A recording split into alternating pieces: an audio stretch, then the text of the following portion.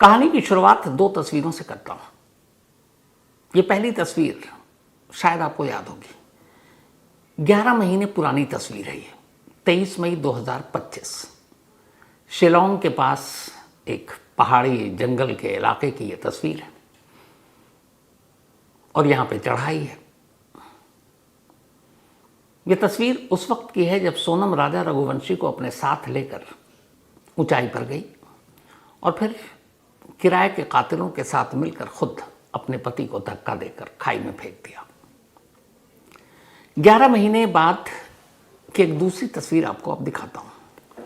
यह तस्वीर पुणे से करीब 52 किलोमीटर दूर, 52 किलोमीटर दूर 13वीं सेंचुरी में बने आयरन फोर्ट यानी लोहागढ़ किले की है। यहां भी आपको सीढ़ियां दिखाई दे रही हैं। लगभग 350 फीट की ऊंचाई है। आम लोगों के साथ साथ यहां ट्रैकिंग के दीवाने भी आते हैं। अब दोनों तस्वीर आपने देख ली। लगभग दोनों तस्वीर आसपास का मंजर देखें, ऊंचाई देखें, गहराई देखें, एक जैसी है। लेकिन हिंदुस्तान के दो किनारों की ये दो तस्वीरें हैं, एक शिलोंग की और दूसरी पुणे की। तस्वीर बेशक दो किनारों की है लेकिन कहानी लगभग एक जैसी। ऐसा लगता है जैसे किसी ने एक स्क्रिप्ट को उठाकर हूबहू एक ही तरह की दो कहानी लिख दी, बस थोड़े से कैरेक्टर और जगह को हेर फेर कर। ये कहानी जो पुणे से आई है, इसको आप सोनम पार्ट 2 भी कह सकते हैं, क्योंकि इसमें जो जो चीजें एक जैसी हैं वो आगे आपको पता चल जाएगा। इस कहानी की शुरुआत होती है 18 जून को। 18 जून की सुबह 10:30 बजे एक लड़का और एक लड़की अपने घर से निकलते हैं घर वालों को बताकर कि वो इसी लोहगढ़ किले में जा रहे हैं। लड़के का नाम केतन अग्रवाल और लड़की का नाम सिया गुप्ता। दोनों पुणे के एक बड़े बिजनेस मैन फैमिली से, बड़े कारोबारी घराने से आते हैं। इन दोनों की फरवरी में ही सगाई हुई, 11 फरवरी को, और 25 नवंबर इसी साल को दोनों की शादी होनी थी। सिया और केतन अब दोनों पहुंचते हैं इस किले के ऊपर। दोनों किले के ऊपर पहुंचने के बाद आसपास का मंजर देख रहे हैं। केतन को ट्रैकिंग का शौक है, वो पहले भी जा चुका है। तभी अचानक ऐसा कुछ होता है कि केतन फिसलकर 340 फीट नीचे खाई में जा गिरता है। उसे गिरता देख अचानक सिया जोर से चीखती है। आसपास के गार्ड वहां पहुंचते हैं। वो बताती है कि हम दोनों बिल्कुल एज पे खड़े थे और बैलेंस बिगड़ा और केतन गिर गया। उसका तो रोते हुए अपने घर पे फ़ोन करती है और बताती है कि ऐसा हादसा हो गया। बदहवास घर वाले भागते हैं, वहाँ पहुँचते हैं। तब तक गार्ड ने पुलिस को बताया, पुलिस पहुँची। इसके बाद एक सर्च ऑपरेशन शुरू हुआ। खाई बहुत गहरी थी, एरिया बहुत बड़ा, पूरा दिन लग गया। केतन का कोई सुराग नहीं मिला। 18 जून की तारीख बीत गई। 19 जून की सुबह फिर से सर्च ऑपरेशन शुरू हुआ और 19 जून को आखिरकार 340 फीट नीचे गहरी खाई में कुछ एक्सपर्ट्स और बाकी पुलिस और जो उस किले के गार्ड, इन सब ने ढूंढ कर केतन की लाश ढूंढ निकाली। अब केतन की लाश को खाई से बाहर निकाला गया, हॉस्पिटल ले जाया गया, पोस्टमार्टम हुआ और पुलिस ने एक्सीडेंटल डेथ का केस दर्ज कर लिया। सबसे ज़्यादा लोगों को अफसोस और जो गमज़दा थे वो अब सिया को लेकर थे कि कैसी बदनसीब लड़की है। 4 महीने पहले इसकी मंगनी हुई और 5 महीने बाद शादी होने वाली थी, लेकिन इसी बीच होने वाला पति मर गया एक एक्सीडेंट में। सब सिया से अफसोस जता रहे थे। शहर के नामी घराने से दोनों आते हैं। सिया के पिता का ड्राई फ्रूट्स और मसालों का बिजनेस है, साथ में रियल एस्टेट का। केतन के पिता का भी रियल एस्टेट का बिजनेस और काफ़ी बड़ा है। 20 जून को पोस्टमार्टम होने के बाद शहर में अंतिम संस्कार कर दिया जाता है। अग्रवाल और गुप्ता परिवार के तमाम लोग उस अंतिम संस्कार में हिस्सा लेते हैं। इसके बाद 21 फरवरी को सिया अपने ससुराल पहुंचती है। होने वाले ससुराल, जो अब शायद नहीं हो पाए क्योंकि होने वाले पति की मौत हो चुकी है। ससुराल जाती है। ससुराल में तमाम लोग गमज़दा अफसोस कर रहे हैं। वहाँ तस्वीरें रखी हैं, माला चढ़ा हुआ है। 26 साल की उम्र मरने की तो होती नहीं। वहाँ पहुँचती है सिया अफसोस जताने। सिया को देखकर उल्टा घर वालों को उस पर अफसोस हो रहा है कि ये कैसी लड़की है जिसकी शादी से पहले ही उसके सुहाग की मौत हो गई। सिया केतन की बहन को ढारस बंधा रही है और केतन की बहन अब सिया को। और इसी बीच में केतन की बहन सिया से एक सवाल पूछती है कि बताओ हुआ कैसे, कैसे मेरा भाई नीचे गिर गया। जैसे ये सवाल पूछा, अब तक बिल्कुल माहौल एकदम गमज़दा था, गमगीन था। अचानक सिया के चेहरे की रंगत बदलने लगी। बहन को बड़ा अजीब लगा। वो कुछ बोलने लगी लेकिन जुबान उसका साथ नहीं दे रही थी। बहन को लगा कि ये क्या, मतलब किस तरीके से बता रही है ये। उसे शक हो गया कि ये कुछ छुपा रही है।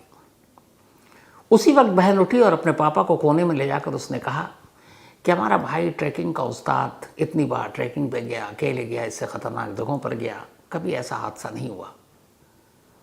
मुझे कुछ गड़बड़ लग रहा है। पिता को पहले ही शक था। शक की एक वजह थी। शक की वजह यह थी कि इससे पहले भी 2-3 बार जबरन सिया केतन को उसी फोर्ट में, उसी किले में ले जाने के लिए जिद कर रही थी। एक बार तो घर वालों ने मना किया था। खैर, पिता को शक हुआ। पिता पुलिस स्टेशन पहुंचे। उधर पुलिस वाले एक्सीडेंटल डेथ का मामला दर्ज कर खामोश हो चुके हैं, केस में कुछ है नहीं। पिता और केतन की बहन थाने जाती हैं, एसपी से मिलती हैं और कहती हैं कि मेरे बेटा की मौत एक्सीडेंटल डेथ नहीं है, ये एक मर्डर है। पुलिस वालों से बहस भी होती है कि आप कैसे कह रहे हैं। उन्होंने कहा कि कुछ ऐसी चीज़ें बीच में हुई हैं जिनसे मुझे शक हो रहा है और शक सिया पर है। आप एक बार जांच कीजिए। आप उस जगह के, उस किले के सीसीटीवी फुटेज की जांच कीजिए, आप सिया के मोबाइल की जांच कीजिए। और फिर इन लोगों ने अपने लेवल पे पता किया तो उन्होंने कहा हमें ये भी पता चला कि सिया की ज़िंदगी में एक और लड़का, आप उसकी भी जांच कीजिए। मामला एक शहर के 2 बड़े कारोबारी घराने के बच्चों का था। पुलिस ने कहा ठीक है, हम जांच करेंगे। अब पुलिस ने किले के तमाम सीसीटीवी फुटेज को खंगालना शुरू किया, सिया के कॉल डिटेल को खंगालना शुरू किया।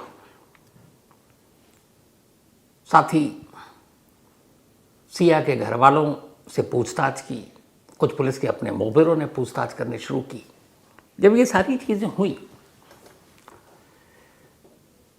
तो 2-3 अजीब चीज़ें सामने आई। पहली ये कि जब सीसीटीवी फुटेज को खंगाला गया तो पहली नज़र में तो कुछ दिखा नहीं, लेकिन फिर पुलिस को एक शख्स कुछ अजीब सा लगा। एक शख्स हुडी पहनकर उसी किले में उसी वक्त, टाइमिंग एकदम है, सुबह 10:30 बजे के आसपास का ये हादसा हुआ और ये लोग करीब 9:30 से 10:30 के दरमियान वहाँ पहुँचे थे।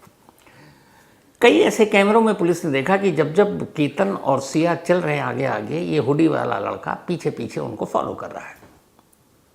पर बहुत सारे लोग वहाँ जाते हैं, इसमें शक की क्या गुंजाइश। पर पुलिस को लगा कि ये इतनी गर्मी में हुडी क्यों पहने हुआ है।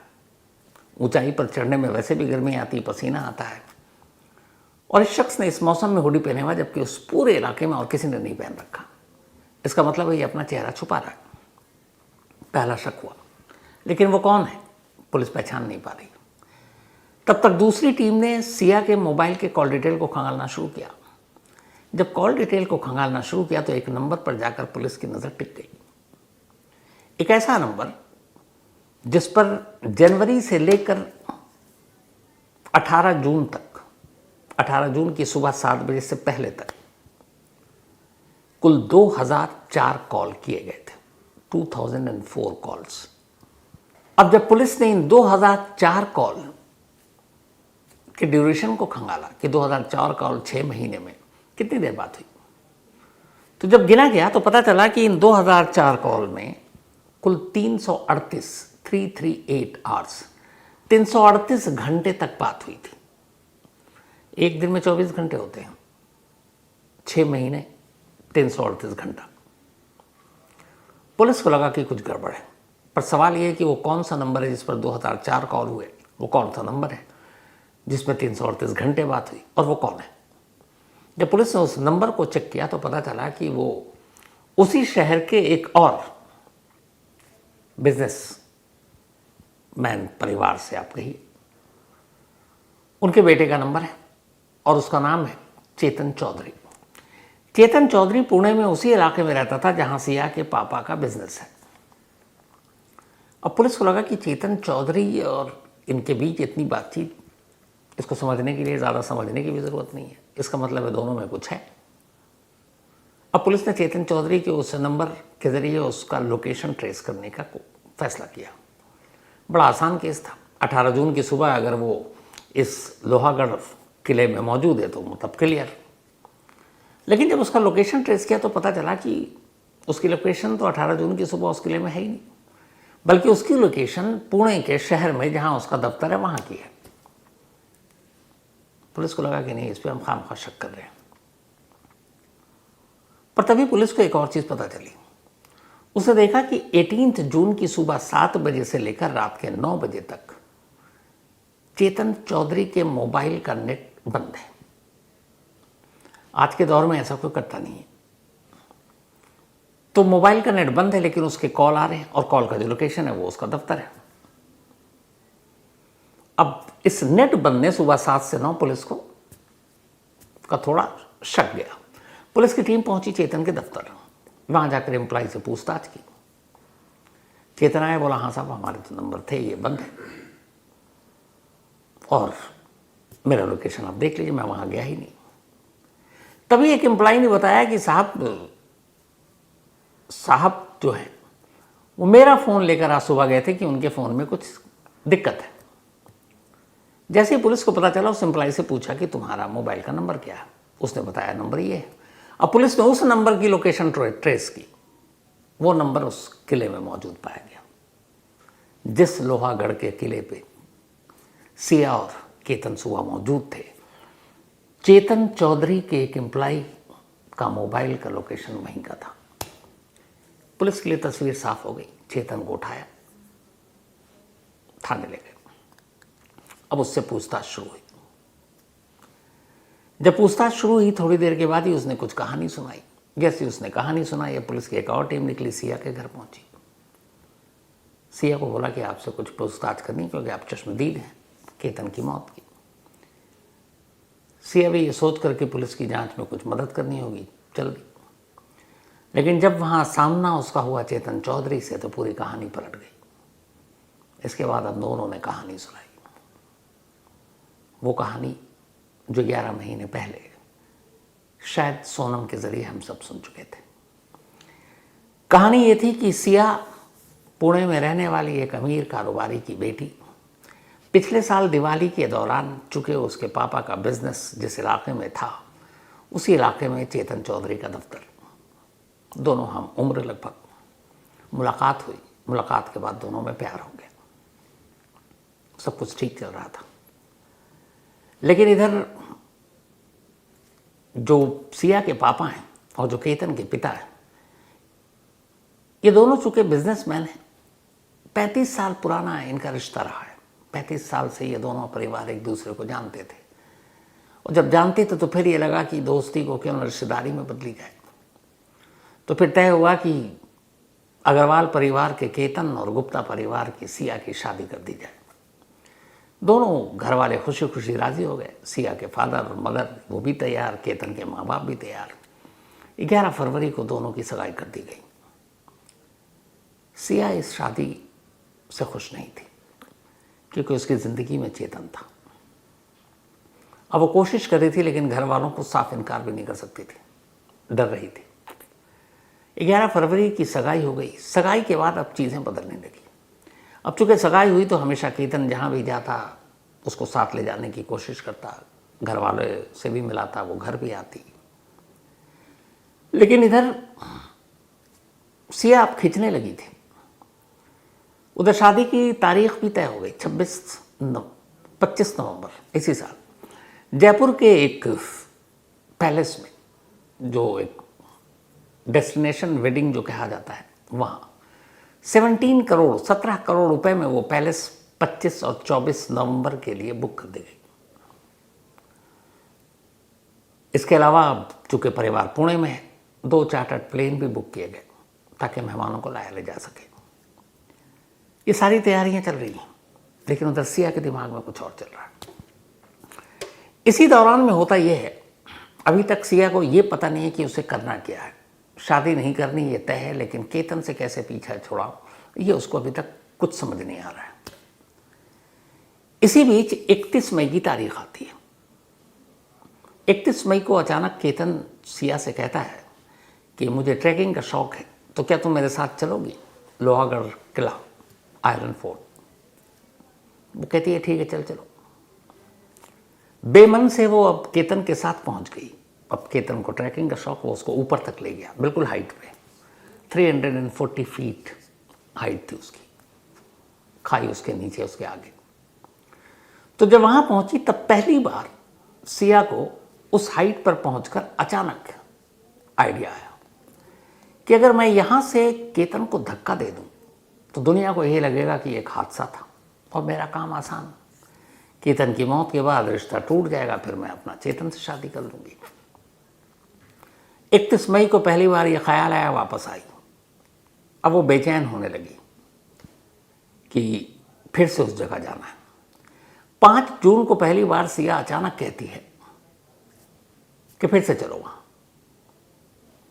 पर खुद केतन कहता अभी तो गए थे, वहां चढ़ाई भी है बहुत। केतन के घर वालों ने भी कहा कि क्या मतलब है इतनी जल्दी अभी जाने का, मत जाओ। केतन के माँ बाप सबने मना कर दिया। 5 जून को ये जो जाने का प्लान था ये कैंसिल हो गया। अब अगले दिन यानी 6 जून को केतन, केतन की सिस्टर, केतन की एक फ्रेंड और सिया, इन चारों को इंडोनेशिया में बाली जाना था। टिकट ऑलरेडी बुक थी और 6 जून की शाम की फ्लाइट थी। 5 जून को इसलिए सिया जाना चाहती थी ताकि 5 जून को पहाड़ी से धक्का दे दे, केतन का खेल खत्म, लोग हादसा समझेंगे, वो बाली भी साथ नहीं जाएगी, उसके बाद रिश्ता खत्म। लेकिन घर वालों ने इजाज़त दी नहीं, तो 5 जून को मौका हाथ से निकल गया। अब 6 जून को बाली जाना है। सिया को किसी भी कीमत पर बाली नहीं जाना। उसने सोचा क्या करूं। अब ये लोग घर से निकल गए पूरे लगेज के साथ। एक बैग जिसमें डॉक्यूमेंट्स हम लोग सभी जब ट्रैवल करते हैं तो लेकर चलते हैं, पासपोर्ट होता है, करेंसी होती है, टिकट्स होते हैं। तो उस एक बैग में 4 पासपोर्ट, चारों के करेंसी और सारी चीज़ें रखी हुई थी। सिया प्लान कर रही है कि बाली कैसे ना जाऊं, किसी तरह ये ट्रिप कैंसिल हो, क्योंकि वो जाना ही नहीं चाहती थी। रास्ते में एक जगह उसने कहा कि मुझे थोड़ा, एक रेस्टोरेंट था, थोड़ी देर के लिए गाड़ी रोक दो, वॉशरूम जाना है। गाड़ी रोक देगी, सबने कहा जब रुकी तो चलो कुछ चाय वाय पी लेते हैं। लोग उतरे। इतनी देर में सिया ने उसी बैग से जिसमें सारे पासपोर्ट रखे थे, केतन का पासपोर्ट बाहर निकाला। केतन का पासपोर्ट लिया, छुपाया कपड़ों में, उसके बाद रेस्टोरेंट के अंदर गई, सीधे वॉशरूम में गई, पासपोर्ट के टुकड़े किए, उसके बाद उसे टॉयलेट में डालकर फ्लश कर दिया। वापस आई, नॉर्मल गाड़ी में बैठी, चारों एयरपोर्ट। अब जैसे ही एयरपोर्ट पहुंचे तो एंट्री के लिए अब सभी ने अपने पासपोर्ट और टिकट निकाले। बाकी तीनों के पासपोर्ट थे, केतन के पासपोर्ट मिसिंग। सब जगह ढूंढ लिया, सारे बैग में ढूंढ लिया, घर पे फ़ोन करके पता कर लिया, मिला नहीं। और केतन कह रहा मैं घर से लेकर चला हूँ। फिर ये हुआ कि कहीं छूट गया, रेस्टोरेंट में छूट गया, कहीं गिर गया। ये सिया ने बहाना बनाया, लेकिन फाइनली ये हुआ कि ये लोग बाली नहीं जा पाए, लौट आए। सिया यही चाहती थी। अब लौटने के बाद 6 जून को बाली का प्रोग्राम कैंसिल। 14 जून को अचानक सिया फिर से केतन से कहती है कि आयरन फोर्ट चलते हैं, लोहागढ़, मुझे बहुत अच्छा लगा।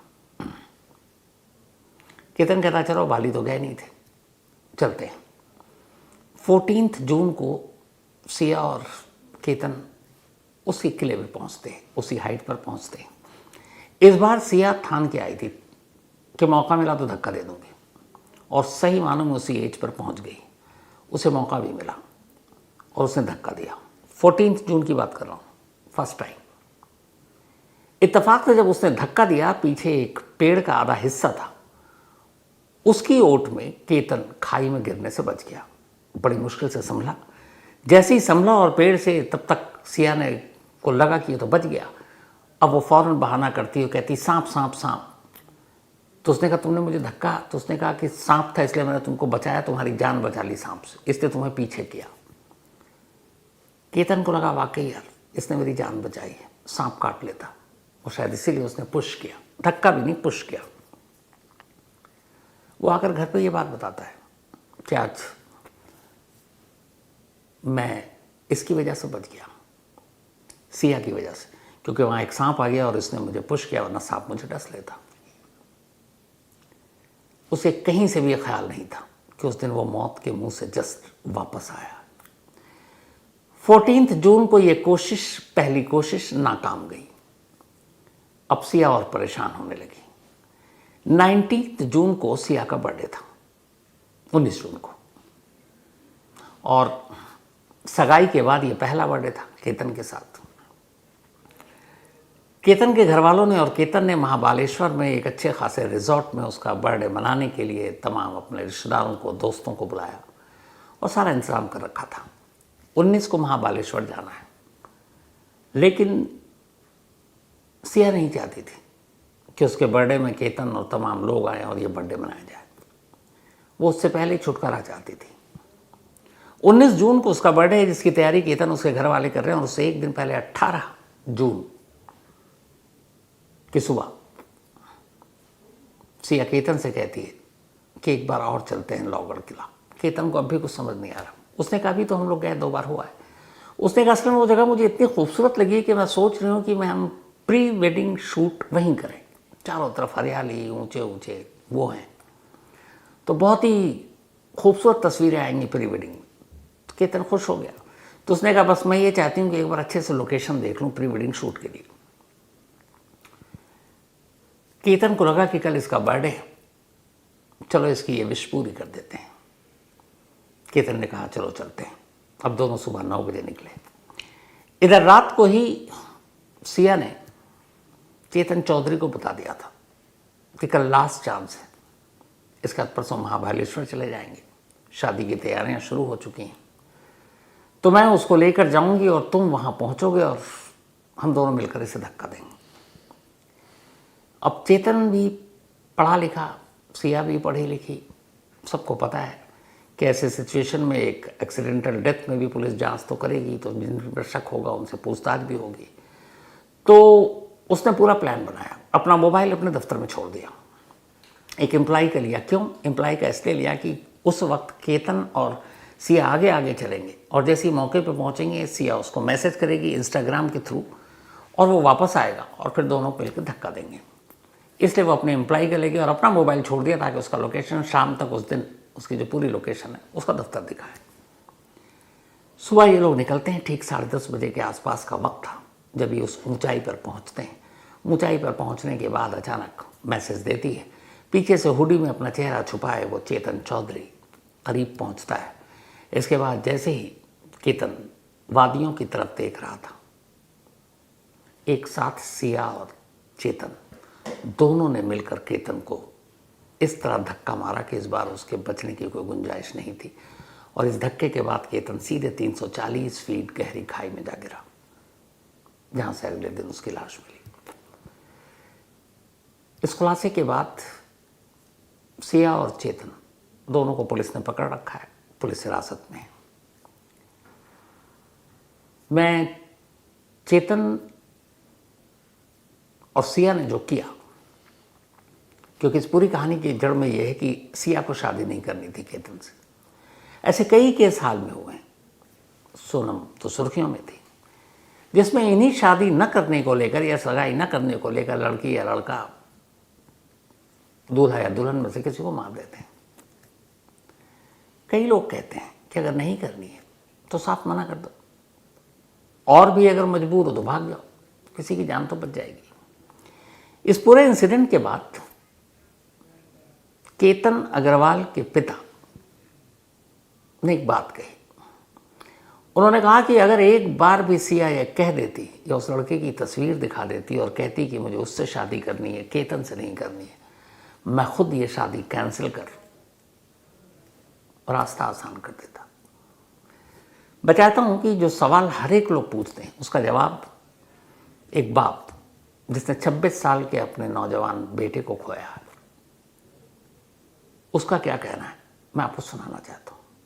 अगर उसको शादी नहीं करनी थी तो सीधा उसने उसके माँ बाप को या हमको किसी चीज से इनकार कर देते, या जिस लड़के के साथ उसका जो भी अफेयर चल रहा है कहीं से भी एक फोटो हमको भेज देते तो भी हम कैंसिल कर देते। इन लोगों ने इतना बड़ा कदम उठाने का क्यों सोचा, और क्या इनकी मानसिकता है? इन लोगों की इतनी क्रूर मानसिकता है कि किसी का 26 साल का लड़का इनके थोड़े से अय्याशी के लिए मार दिया जाए। इनकी इतनी क्रूर विचारधारणा को कहीं तो भी समाज में ध्यान में लेना चाहिए, और ये विचारधारणा इनको इनके परिवार से, इनके संस्कारों से ही आई होगी। उसके सिवा एक 20 साल के लड़की में इतना किसी का मर्डर करने तक का सोच आना और करना कहां तक पॉसिबल है? तो ये इनके माता पिता, परिवार जहां से आई होंगी, उन्होंने किसने क्या सीख दी, अब ये मैं बता नहीं पाऊंगा।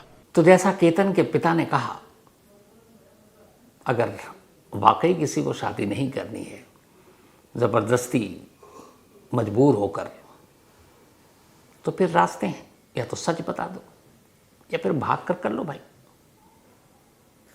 कम से कम किसी को मारने से तो बेहतर है। यही कहानी सेम सोनम की थी। अपने पिता, जो उसके पिता हार्ट के पेशेंट थे, उन्होंने रिश्ता तय किया राजा रघुवंशी के साथ। वो मना करना नहीं चाहती थी, अपने पिता को मतलब तकलीफ नहीं देना चाहती थी, मजबूरी में शादी की, और वो बेचारा राजा रघुवंशी, माँ बाप का नौजवान बेटा, बेवजह मारा गया।